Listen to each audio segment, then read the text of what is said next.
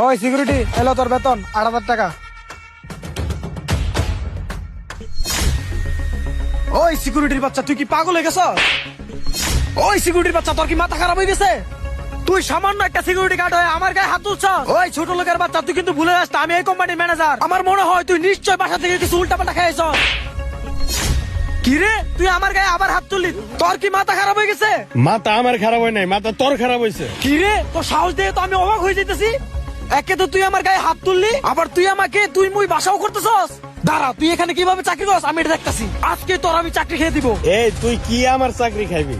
আর তোদের যে বস আছে হ্যাঁ আমার চাকরি খাইতে পারতো না। বুঝতে পারছি তুই আসলে কিছু উল্টাপাল্টা খেয়েছস। তা না হলে তোর মতো সাধারণ সিকিউরিটির মুখে এত বড় কথা বাইর হয় কিভাবে? দাঁড়া, আমি এখনই বসের কাছে যাচ্ছি। এই দাঁড়া, তুই কি বছর কাছে যাবি? আমি বছর কাছে যাইতেছি। শোন, তোর কি লজ্জা লাগে না? তুই গরিব মানুষের হক মেরে খাস। আমি সব জেনে গেছি।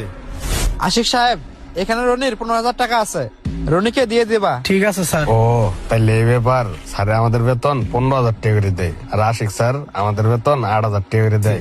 বসের কাছ থেকে যে তুই আমাদের বেতন 15,000 টাকা করে নিস, আর আমাদের দেশ 8,000 টাকা করে। এই আমাদের মতো সাধারণ সিকিউরিটি গার্ডের টাকা মেরে খেতে তোর কলিজা একটু বাদলো না?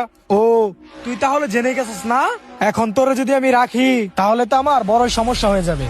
তুই থাকলে তো আর তোর মতো সিকিউরিটি গার্ডের টাকা মেরে খেতে পারবো না। দাঁড়া, আমি এখনই বসের কাছে যাইয়া তোর নামে উল্টা পাল্টা কথা বলে চাকরি থেকে বের করার ব্যবস্থা করতেছি। ঠিক আছে, যা, আমিও যাইতেছি বসের কাছে। স্যার।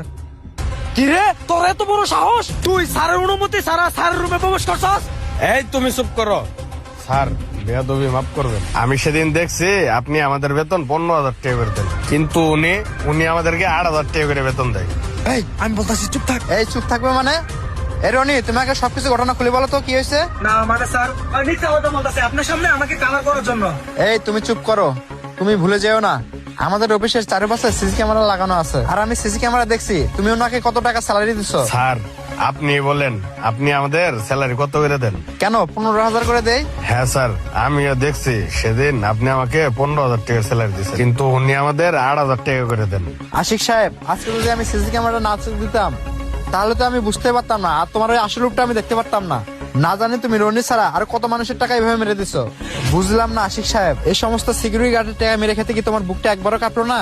না মানে স্যার, এটা আমি কোম্পানির ভালোর জন্য। এই তুমি চুপ করো, তুমি যদি আমার কোম্পানির ভালো চাইতা তাহলে তুমি এই সমস্ত অসহায় লোকদের টাকা মেরে খাইতা না। আমি আমার অফিসের সমস্ত কর্মচারীকে আমি এক চোখেই দেখি, আর তুমি কিনা তাদের কাছে আমাকে কালারিং বানাতেছো। আশিক সাহেব, আমি তো টাকা কম দেই না। আর শোনো, তোমার মতো ম্যানেজার আমার অফিসে চাকরি করার যোগ্য না।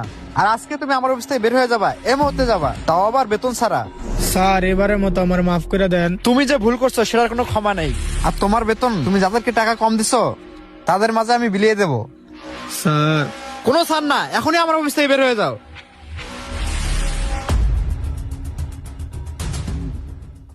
আরনি, তোমার সাথে যে সমস্ত সিকিউরিটি গার্ড আছে সবার লিস্টটা আমার কাছে দিয়ে যাও, আমি তাদের পাওনা সব বুঝিয়ে দেবো। আচ্ছা স্যার, আমি আজকে লিস্ট করে আনতেছি।